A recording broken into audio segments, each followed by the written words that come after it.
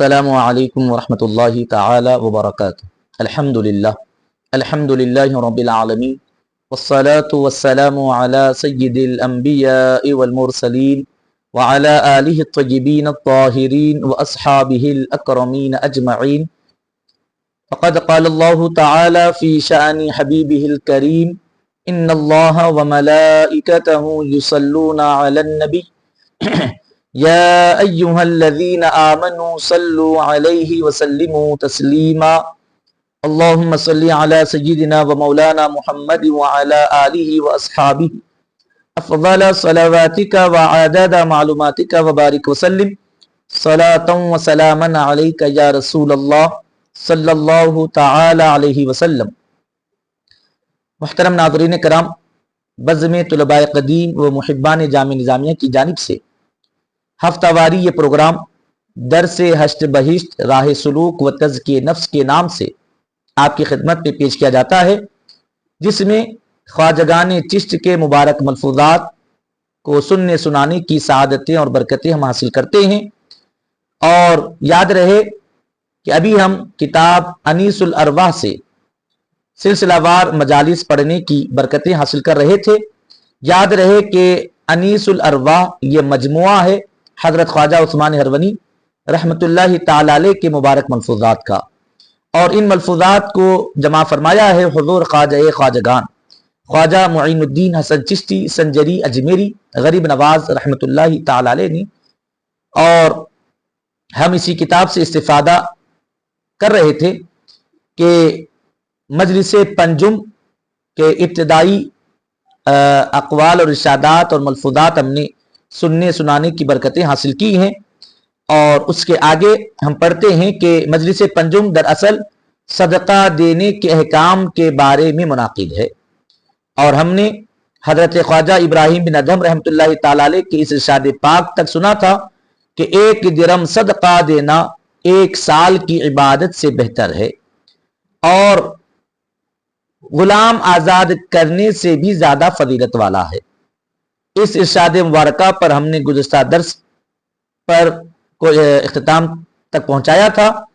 اسی سے ہم آگے بڑھتے ہیں کہ یقیناً صدقہ دینا 1 سال کی عبادت سے بہتر ہے۔ اس کی وجوہات ہم نے اس سے پہلے کے درس میں عرض کر دی ہیں۔ غلام آزاد کرنے سے بھی زیادہ یہ عمل اجر فضیلت والا ہے۔ اس کی وجہ بیان کرتے ہوئے بزرگوں نے ارشاد فرمایا کہ غلام آزاد کرنے کی جو فضیلتیں درس چہارم میں ہم نے سنی تھی، بے شمار فضیلتیں سنائی گئی تھی، اور صدقہ دینا تو اس سے بھی زیادہ فضیلت کا باعث ہے، تو یہ کیسے ممکن ہے؟ تو اس پر علماء ربانیین نے بزرگوں نے ارشاد فرمایا کہ حضرت خواجہ ابراہیم بن ادہم رحمۃ اللہ تعالی علیہ کے فرمانے کا مطلب یہ ہے کہ یقیناً آدمی جب صدقہ دیتا ہے تو صدقے کی برکت سے غلام آزاد بھی ہو جاتا ہے، اور پھر وہ غلام جس کو صدقے سے کے ذریعے آزاد کروا لیا جائے تو پھر وہ یقیناً جو ہے وہ خود بھی اللہ کی جو بھی عبادت کرے گا تو مولا تعالیٰ اس کی عبادتوں کا حصہ بھی صدقہ دے کر اسے آزاد کروانے والے کو عطا فرماتا ہے۔ اور پھر ایسے ہی آگے ارشاد فرماتے ہیں کہ آنگا خواجہ فرمود امیر المؤمنین علی رضی اللہ عنہ از رسول خدا صلی اللہ علیہ وسلم پرسیدن کہ قرآن خواندن فاضل تر است یا صدقہ دادن، کہ مولا کائنات سیدنا علی مرتضی رضی اللہ تعالیٰ عنہ سے روایت کو بیان کیا حضور خواجہ خواجگان حضرت خواجہ عثمان ہرونی رحمۃ اللہ تعالیٰ علیہ نے کہ مولا کائنات رسول خدا صلی اللہ علیہ وسلم سے پوچھتے ہیں حضور قرآن پڑھنا زیادہ فضیلت کا باعث ہے یا صدقہ دینا؟ کہ گفت حضور پاک نے فرمایا صدقہ، زیرا کہ صدقہ ایمن کند از آتش دوزخ، کیونکہ حضور پاک علیہ السلام فرماتے ہیں کہ صدقہ دینا زیادہ فضیلت کا باعث ہے۔ کیوں؟ اس لیے کہ صدقہ دینے سے دوزخ کی آتش سے، دوزخ کی آگ سے حفاظت ہوتی ہے، آدمی کو دوزخ کی آگ سے امن عطا کر دیا جاتا ہے۔ قرآن پڑھنے سے بھی زیادہ صدقہ دینا فضیلت والا ہے، کیونکہ آتش دوزخ سے بچاتا ہے۔ اب اس حوالے سے بزرگوں نے بیان فرمایا کہ دیکھیں کہ ہمارے عمل 2 طرح کے ہوتے ہیں۔ آدمی بندے مومن کو 2 قسم کے عمل کی ترغیب دی گئی ہے۔ ایک وہ اعمال جس کے ذریعے وہ جنت کے قریب ہو جائے اور اجر و ثواب حاصل کر کے جنت کے اعلیٰ سے اعلیٰ درجات کو حاصل کرے۔ تو دوسرے وہ اعمال ہوتے ہیں جو ہمیں دوزخ سے بچانے کا سبب بنتے ہیں۔ اب یہاں پر اس قاعدے کو اچھی طرح سمجھ جائیں کہ کوئی ہے کہ جو عمل نیکی کا عمل تو کر رہا ہے، لیکن نیکی کا عمل، نیکی کا اجر و ثواب، اگر نیکی قبول ہوگی تو یقیناً اجر و ثواب حاصل ہوگا، اور اس کے بعد بھی روز قیامت اس کے اعمال سے، اس کی عمل سے، اس سے گناہ کے اعمال بھی سرزد ہو رہے ہیں، وہ نیکی کا عمل بھی کر رہا ہے۔ نیکی اگر قبول بھی ہو گئی، اجر و ثواب حاصل بھی ہو گیا، تو روز قیامت اس کے گناہ بھی ہوں گے ایک پلڑے میں، اور دوسرے پلڑے میں اس کے نیکیاں بھی ہوں گی۔ اب دونوں کو تولا جائے گا، تو پھر اگر نیکیوں کا پلڑا بھاری رہا تو یقیناً وہ جنت میں داخل کیا جائے گا، اور اگر گناہوں کا پلڑا بھاری رہا تو پھر نیکیاں کی کثرت کے باوجود بھی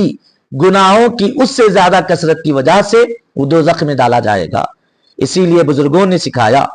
کہ جب تم عمل کرو تو کچھ عمل ایسے کرو جس سے زیادہ اجر و ثواب حاصل ہو جائے، تو کچھ عمل ایسے بھی کر لیا کرو جس سے تمہارے گناہ معاف ہو، تمہاری دوزخ سے حفاظت کا سامان ہو جائے، اور تمہیں نیکیوں سے، گناہوں سے پاک کر دیا جائے۔ یعنی اگر ہم گناہوں سے پاک ہونے کا عمل بھی کرتے ہیں، دوزخ سے بچنے کے لیے اعمال بھی انجام دیتے ہیں، اور پھر دوسری طرف عمل خیر بھی انجام دیتے ہیں، اور اس کی وجہ سے اگر نیکی قبول ہو گئی تو تب تو اجر و ثواب بھی ملا، ادھر نیکیاں کم بھی ہو گئی، تو پھر آدمی کا جنت میں داخلہ کا زیادہ سے زیادہ امکان پیدا ہو گیا۔ اور اگر مان لیں کہ نیکی اگر اس کی کسی وجہ سے قبول نہ بھی ہوئی تو بھی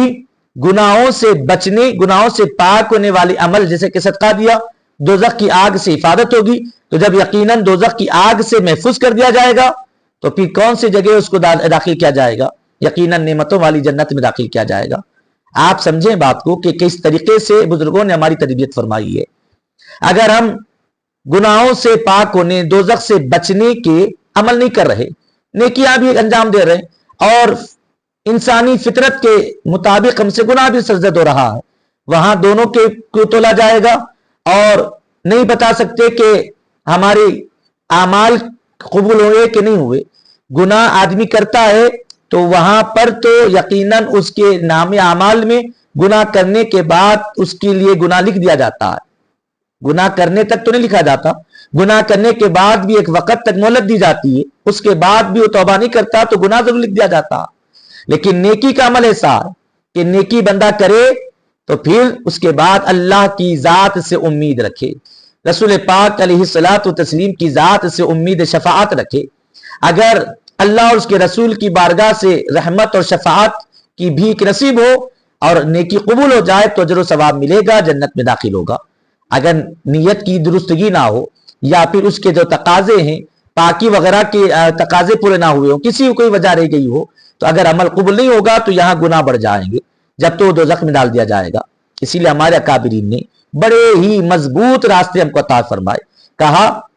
کہ تم گناہوں سے، آتش دوزخ سے بچنے کے لیے صدقہ بھی دو، اور جنت میں اعلیٰ سے اعلیٰ درجہ حاصل ہو اس کے لیے نیکی والے کام بھی انجام دیتے جاؤ۔ اور پھر دوسری اہم بات یہ کہ یہ بات بھی سمجھائی گئی کہ صدقہ دینے سے، جیسے کہ ہم نے گزشتہ درس میں بھی عرض کیا کہ آدمی جب گناہوں سے پاک ہوتا ہے تو پھر اس کا عبادت میں شغف بڑھتا ہے، عبادت میں توجہ بڑھتی ہے، اور اس کی توجہ اور اس کی نیتیں، اس کی ذہنیت بھی پاک اور صاف ہوتی ہے، اور جب وہ اللہ کی بارگاہ میں کھڑا ہوتا ہے تو گناہوں کی نحوست سے پاک ہونے کی وجہ سے وہ توجہ اللہ کی برکتیں حاصل کرتا ہے، خشوع اور خضوع کی برکتیں اس کو حاصل ہوتی ہیں، اور یہ اس کے عمل اور اجر و ثواب کے حصول کی میں زیادہ مددگار ثابت ہوتی ہے۔ اسی وجہ سے کہا گیا، پھر ہم یہاں پر وضاحت کر دیتے ہیں کہ اس کا مطلب کوئی یہ نہ لے کہ قرآن پڑھنا زیادہ کم ثواب، صدقہ دینا زیادہ ثواب، اس لیے میں قرآن پڑھنا چھوڑ دوں گا، صرف خیرات کرتا رہوں۔ تو یہ جواب ان کے لیے ہے جو زیادہ خیر کے متلاشی ہیں، اور پھر جو قرآن، اور اس وجہ سے بھی قرآن کی تلاوت سے زیادہ صدقہ دینے کو فضیلت والا اس لیے بھی بتایا گیا کیونکہ آدمی جب صدقہ دیتا ہے، گناہوں کی نوست سے پاک ہوتا ہے، تو اب وہ قرآن صرف اجر و ثواب کے لیے، نیکیوں کے لیے نہیں پڑھتا، وہ پھر اللہ کے کلام کو اس شان کے ساتھ پڑھتا ہے، یہ نظریے کے ساتھ پڑھتا ہے کہ یقیناً میں مولا تعالیٰ سے ہم کلام ہوا ہوں، مولا مجھ سے کلام فرما رہا ہے، مولا مجھ سے مخاطب ہو رہا ہے، مولا تعالیٰ مجھے حکم فرما رہا ہے۔ اگر گناہوں کی نحوست ساتھ ہوگی اور آدمی قرآن پڑھے گا تو بس بیزاری کو پڑھتا ہے، وقت کے لیے پڑھتا ہے، نیکیوں کے اجر و ثواب لالچ میں پڑھتا ہے، لیکن صدقہ دینے کے بعد جب اس کے دل میں نور خدا پیدا ہوتا ہے اور دل میں پاکیزگی آتی ہے تو اب وہ نیکیوں کے لالچ میں نہیں پڑھتا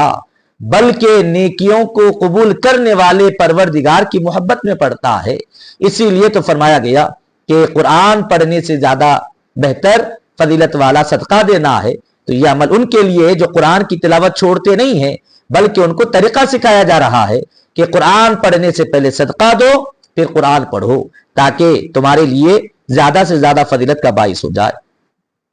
آگے فرماتے ہیں کہ صدقہ نور دل است و صدقہ کابین حور است، کہ صدقہ دل کا نور ہے، صدقہ حوران بہشت کا مہر ہے، وہ صدقہ فاضل تر از 1000 رکعت نماز کے بے گزارد، کہ 1000 رکعت نماز پڑھنے سے بہتر ہے۔ آنگاہ خواجہ ہمدرین محل فرمود کہ اسی موقع پر حضرت خواجہ یعنی عثمان ہرونی رحمۃ اللہ تعالی علیہ فرماتے ہیں کہ آن روز کے امیر المومنین ابو بکر صدیق رضی اللہ عنہ تجرید کرد، وہ گلیم پوشید 80,000 دینار درمیان آورد، در نظر مبارک رسول خدا صلی اللہ علیہ وسلم صدقہ داد در راہ خدا تعالی و رسول علیہ السلام۔ فرماتے ہیں کہ جب صدیق اکبر رضی اللہ تعالیٰ عنہ نے خلاصگی پائی اور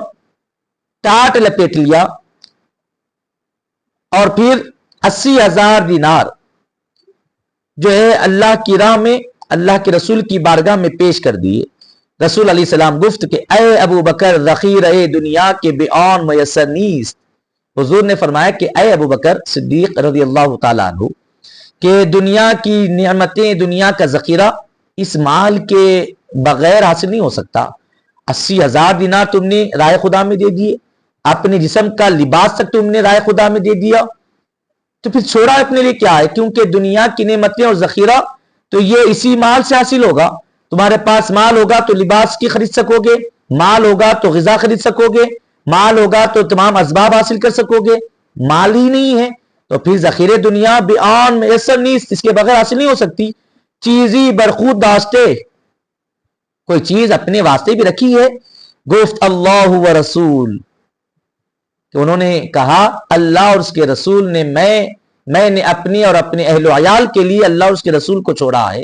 عطا کرنے والا رب میرے ساتھ ہو، تقسیم کرنے والے مصطفیٰ میرے ساتھ ہو، تو مجھے دنیا کے ذخیرے کو جمع کرنے کی ضرورت کیا ہے؟ میں تو لوٹاتا جاؤں گا، دینے والا رب، تقسیم کرنے والے مصطفیٰ کرم کرتے ہوئے جائیں گے، عطا کرتے جائیں گے۔ یہ صدیق اکبر رضی اللہ تعالیٰ عنہ کا اللہ اور اس کے رسول پر توکل کی بھی شان کو ظاہر کرتا ہے، تو وہیں حبیب پاک علیہ السلام سے محبت اور شان رسالت مآب علیہ السلام کو بھی ظاہر کرتا ہے کہ لوگوں یقیناً میں نے مال اسی لیے دیا ہے کہ نہ میرا خدا مجھے جو ہے محروم رکھے گا، نہ میرے مصطفیٰ مجھے محروم فرمائیں گے۔ او ہمدرین حکایت بودن کے مہتر جبریل رسید پرسیدن، اور جب یہی بات ہو رہی تھی کہ جبھی جبریل علیہ السلام حاضر بارگاہ ہوئے، رسول پاک کی بارگاہ میں حاضر ہوئے، پرسیدن کہ یا اخی جبریل امروز چیز کے لباس پشیمن کر دے۔ کہ جبریل امین جب حاضر بارگاہ رسالت مآب علیہ السلام ہوئے تو حضور نے پوچھا کہ اے میرے بھائی جبریل، یہ کیسا لباس تم نے آج پہنا ہے؟ گفت یا نبی اللہ، جبریل امین عرض گزار ہوتے ہیں کہ حضور اے اللہ کے نبی، بموافقت امیر المؤمنین ابو بکر صدیق رضی اللہ عنہ فرمان شدہ است تامانیز این لباس بکنم۔ جبریل امین حاضر بارگاہ رسالت مآب علیہ السلام کو عرض کرتے ہیں کہ حضور آج ابو بکر صدیق کی طریقے پر ان کی موافقت میں اللہ نے حکم فرمایا ہے، اسی وجہ سے ہم نے آج یہی لباس، آسمانی تمام مخلوق نے یہی لباس کو زیب تن کر رکھا ہے۔ اس سے صدیق اکبر رضی اللہ تعالیٰ عنہ کی شان اور عظمت بھی ظاہر ہوتی ہے، تو راہ خدا میں سب کچھ قربان کرنے کی فضیلت اور برکتیں بھی ظاہر ہوتی ہے۔ آنگا فرمو صدقہ نور است و صدقہ کابین حور است و صدقہ فاضل تر از 1000 رکعت نماز کے بے گزارت۔ فرمایا گیا کہ صدقہ نور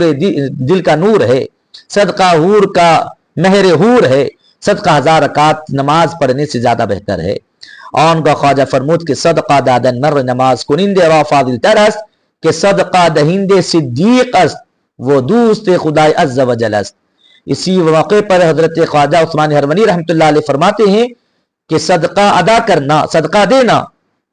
اس وجہ سے بھی زیادہ فضیلت کا باعث ہے کیونکہ صدقہ دہندہ صدیق است، کہ صدقہ دینے والا صدیق ہوتا ہے، درجہ صدیقیت پر فائز ہوتا ہے، صدیق اکبر رضی اللہ تعالیٰ عنہ کے اسوے پر، طریقے پر چلنے والا ہوتا ہے۔ اللہ اکبر، آپ دیکھیں کیا صدیق اکبر رضی اللہ تعالیٰ عنہ کی شان بیان کی جا رہی ہے کہ انہوں نے راہ خدا میں خرچ کر کر ایسا یہ منزل حاصل کر لی ہے کہ قیامت تک جتنے بھی راہ خدا میں خرچ کریں گے وہ سب صدیق اکبر کے پیچھے چلنے والے کہلائیں گے۔ انہیں صدیق اکبر رضی اللہ تعالیٰ عنہ کے پیچھے چلنے والا کہا گیا ہے۔ فرمایا گیا کہ صدقہ دہندے صدیق است، صدقہ دہندہ صدقہ دینے والا درجہ صدیقیت پر ہوتا ہے، وہ دوست خدای عز و جل است اور وہ اللہ کا محبوب ہوتا ہے۔ تو یقیناً نماز اجر و ثواب دلاتی ہے، صدقہ مالک پروردگار عالم کی قربتیں اور کیا کہتے ہیں مراتب اور درجات کو بلند کرتا ہے۔ اور کا خواجہ فرمود کہ چن روز قیامت باشد قومی در زیر سائے عرش باشند کہ پیش از مرگ خود صدقے دادے باشند وہ آن صدقہ قبہ بر سر گردد وہ مر صدقہ دہندہ راہ بر است بے سوئے بہشت وہ ہرگز از رحمت خدا تعالی دور نباشد۔ اور فرماتے ہیں حضرت خواجہ یعنی عثمان ہرونی رحمۃ اللہ تعالی علیہ ارشاد فرماتے ہیں کہ قیامت کے دن ایک ایسی قوم ہوگی جو عرش کے سائے کے نیچے ہوگی، عرش کے سائے کے تلے ان کو جگہ دی جائے گی۔ وہ کون لوگ ہوں گے؟ پیش از مرگ خود صدقے دادے باشند، یہ وہ لوگ ہوں گے جو انتقال کے وقت بھی مرنے سے انتقال کرنے سے پہلے صدقہ انہوں نے دیا ہو۔ وہ آن صدقہ قبہ بر سر گردد اور وہی صدقہ ان کے سر پر گنبد کی طرح سایہ فگن ہوگا۔ عمر صدقہ دہندے راہ بر است اور صدقہ دہندے کا وہ راہبر ہوگا، بے سوئے بہشت جنت کی طرف لے جانے والا ہوگا۔ اس مقام پر روز قیامت کوئی کسی کی جو ہے راہ بتانے والا نہیں ہوگا، لیکن صدقہ ہوگا جو اپنے صدقہ دینے والے کو جنت کی طرف رہبری کرے گا۔ وہ ہرگز از رحمت خدا تعالی دور نہ باشد، اور صدقہ دینے والا اللہ کی رحمت سے ہرگز دور نہیں ہوتا، اللہ کی رحمت سے ہرگز محروم نہیں کیا جاتا۔ اور کا خواجہ فرمود کہ خدا تعالیٰ فرمودے است کہ سخیان دوست دار من ہستن، کہ اللہ تعالیٰ فرماتا ہے کہ سخی میرے دوست ہیں۔ وہ سخیان را عذاب گور نباشد، اور سخی حضرات کو قبر کا عذاب بھی نہیں ہوتا۔ وہ شدت قیامت نشوت، اور قیامت کی کوئی تنگی ان کو پیش نہیں آتی۔ اور کا خواجہ گفت کے زمین فخر می کند، اور اسی وقت خواجہ حضرت خواجہ عثمان ہرونی رحمۃ اللہ تعالی علیہ نے فرماتے ہیں کہ زمین فخر کرتی ہے بسخیان سخی حضرات پر، وہ روز و شب کے سخی بر زمین بے گزر یک نکی در نام اعمال او بنویسند، کہ ہر دن اور رات روز و شب میں کہ سخی جو بھی زمین پر سے گزرتا ہے کہ اس کے نام اعمال میں ایک نیکی لکھ دی جاتی ہے۔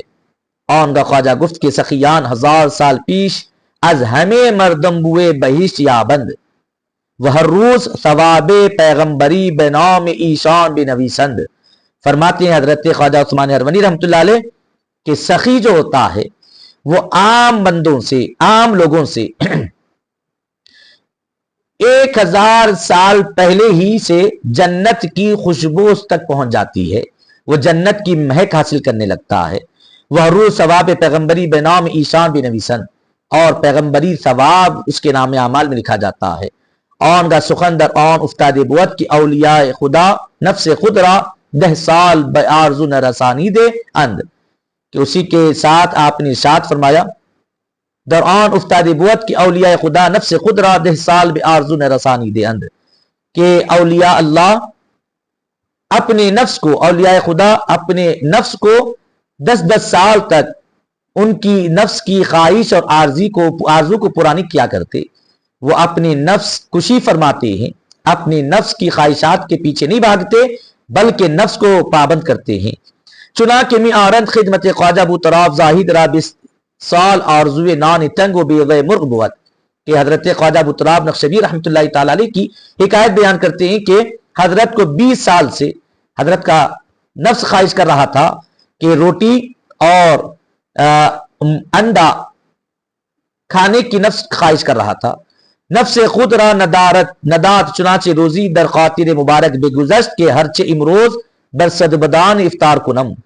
ایک دن انہوں نے طے کر لیا کہ آج افطار میں کسی صورت روٹی اور انڈا مجھے کھانا ہے. الغرض بوقت نماز دیگر خواجہ ابو طراب بجہت تجدید وضو بیرون صحرا رفت. الغرض نماز کے لیے ایک دوسری نماز یعنی آنے والے وقت کی نماز کے لیے نیا وضو بنانے کی خاطر آپ صحرا سے باہر یعنی آبادی میں تشریف لائے. صحرا نشین تھے، صحرا میں بیٹھ کر جنگل بیابان میں بیٹھ کر اللہ کی عبادتوں میں مصروف تھے. تازہ وضو کے لیے وہ صحرا سے نکل کر جنگل سے نکل کر آبادی میں تشریف لائے تاکہ تازہ وضو بنا کر لوٹوں اور پھر وقت پر نماز ادا کروں. کود کی بیامت دست در دامن خواجہ زد کے دیروز کالائے من بردے کہ تبھی ایک چھوٹا بچہ آیا اور اس نے حضرت خواجہ ابو طراب نقشبی رحمۃ اللہ تعالی علیہ کے دامن کو پکڑ لیا اور کہنے لگا کہ کل تم نے ہی میرا سامان چرایا ہے. امروز باز آمدے کہ تا دیگر ببری و فریاد بر آورد کے دز خل. اور پھر وہ کہنے لگا کہ آج پھر آئے ہو تاکہ کسی اور کا مال چرا سکو. یہ کہہ کر اس نے چور چور کہہ کر پکارنا شروع کر دیا. خلقی گرد آمدن مخلوق اس بچے کی آواز پر جمع ہو گئی. ہر کسی چیزیں می گفتند ہم چنان پدر آن کودک کی بے آمد. ہر کوئی کچھ نہ کچھ کہہ رہا تھا اور اسی دوران اس بچے کا باپ بھی آیا. وہ خواجہ ابو طراب را مشت زدن اور حضرت خواجہ ابو طراب نقشبی رحمۃ اللہ تعالی علیہ کو مارنے لگا. وہ خواجہ شمار می کرد حضرت خواجہ ابو طراب نقشبی رحمۃ اللہ تعالی علیہ کو دیکھیں کہ اولیاء کرام کی کیا شان ہے. وہ مار سے بچنے کے بجائے مار کو گنتے ہیں کہ کتنی مار مجھ کو پڑی ہے. چون مقدار شست مشت نبرد ہمدران مرد رسید. اور جب 60 مکے مارنے والے نے حضرت کو مارے اسی درمیان ایک شخص حاضر ہوا جو خدمت خواجہ را بشناخت جو حضرت خواجہ یعنی ابو طراب نقشبی رحمۃ اللہ تعالی علیہ کو جانتا تھا. بانگ برزد کے این دزد نیز اس نے آواز بلند کی کہا کہ لوگوں ہوش میں آؤ یہ چور نہیں ہے. اما خواجہ ابو طراب نقشبی است یہ تو حضرت ابو طراب نقشبی عظیم اللہ کے ولی بزرگ ہیں. ہر کسی بے معذرت پیش آمدن ہر کوئی معذرت کرنے لگا کہ ماں دانستم الغرض پدر آن کودک خواجہ ابو طراب را بے ہزار اعزاز و اکرام در خانہ خود آورد. اور وہی بچے کا باپ بھی 1000 منت و سماجت کرنے لگا اور بڑی اعزاز و احترام کے ساتھ وہ اپنے گھر لے آیا. قضا در خانہ او نان تنگ و بیوہ مرغ موجود بود. اور جب وہ اپنے گھر حضرت ابو طراب نقشبی رحمۃ اللہ علیہ کو لے آیا تو اس کے گھر میں اس وقت روٹی اور انڈے مرغ کا انڈا پکا ہوا تھا. در طبقی کر دے پیش آورد اور وہ ایک طبق میں ایک برتن میں اس نے وہ روٹی اور انڈا پیش کیا. ہمین کے خواجہ بدید ساعتی تبسم کر جیسے حضرت نے دیکھا جو دل کا نفس خواہش کر رہا تھا وہی روٹی اور انڈا موجود ہے تشت میں تو مسکرانے لگے. وہ گفت اے خواجہ ای طعام خود را بردار کہ نا خوردہ شست مشت خوردم. پھر حضرت خواجہ ابو طراب نقشبی رحمۃ اللہ علیہ اپنے نفس کو مخاطب ہو کر کہتے ہیں کہ نفس رک جا اس کھانے سے باز آ جا کیونکہ نہیں کھایا تھا تو شست مشت خوردم تو 60 مکے کھانے پڑے. مبادا این بخورم بلائے از آسمان منزل گردد. نہیں کھایا تھا تو 60 مکے کھانے پڑے ایک خواہش کی نفس کی خواہش کو پورا کرنے کے لیے. اور اگر نفس کی خواہش پر کھا لے گا تو پھر نہ جانے کیا ہوگا. تب تو آسمان سے بلائیں اتر جائیں گی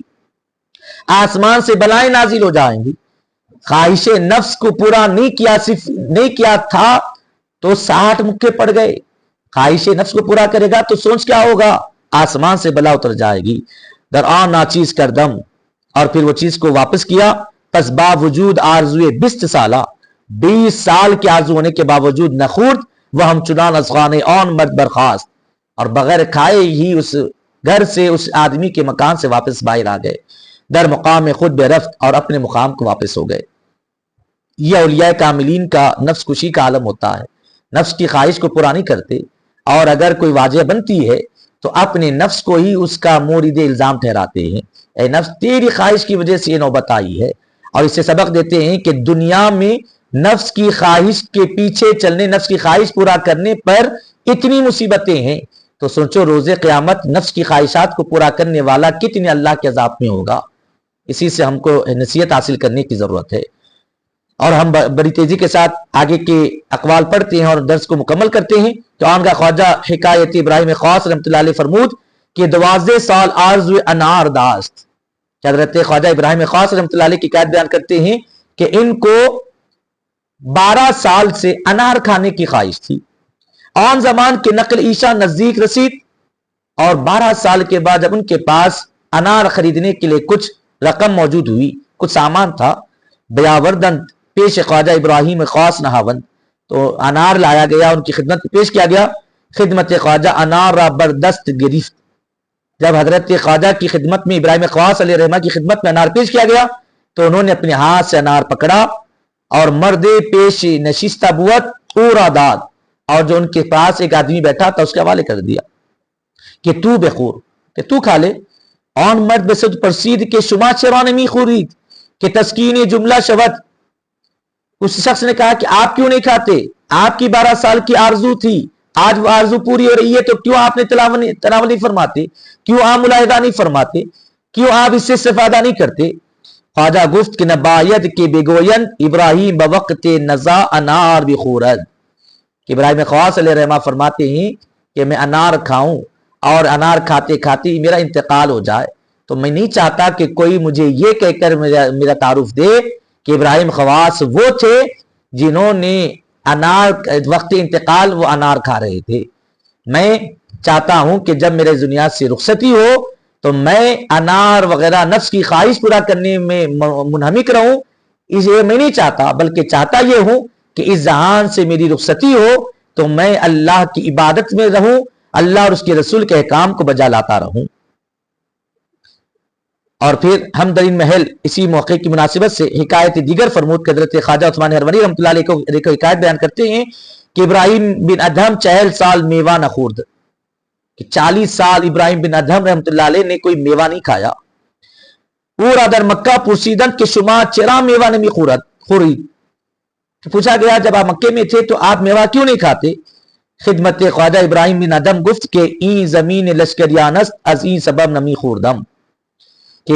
خواجہ ابراہیم بن ادھم رحمۃ اللہ تعالی علیہ فرماتے ہیں کہ یہ زمین کے لشکروں میں سے ہے، اسی سبب میں کوئی میوہ وغیرہ نہیں کھاتا، یعنی میں زمین کی نعمتوں کو کھاؤں، اس سے زیادہ بہتر یہ ہے کہ میں زمین کے خالق کی عبادت میں اپنے وقت کو صرف کروں۔ ہمیں کہ خواجہ خدمت خواجہ این فوائد تمام کر مشغول شد و دعا گوئی بازگشت۔ حضرت خواجہ غریب نواز رحمۃ اللہ علیہ فرماتے ہیں کہ یہ کچھ فوائد جب حضرت خواجہ عثمان ہرونی رحمۃ اللہ علیہ نے تمام فرمائے تو وہ ذکر و اذکار میں مشغول ہوئے اور دعا گو یعنی غریب نواز رحمۃ اللہ علیہ اپنے گھر کو واپس ہوئے۔ مولا تعالیٰ کی بارگاہ میں دستبد دعا ہوں کہ مولا تعالیٰ ان اقوال کو، ان ارشادات کو سمجھنے کی، ملفوظات کو سمجھنے کی صلاحیت بھی عطا فرمائے، اور کما حق اس پر عمل کی سعادت عطا کرے، برکتوں سے سرفراز فرمائے، بحرمت سید الانبیاء والمرسلین برحمتک یا ارحم الراحمین، والحمد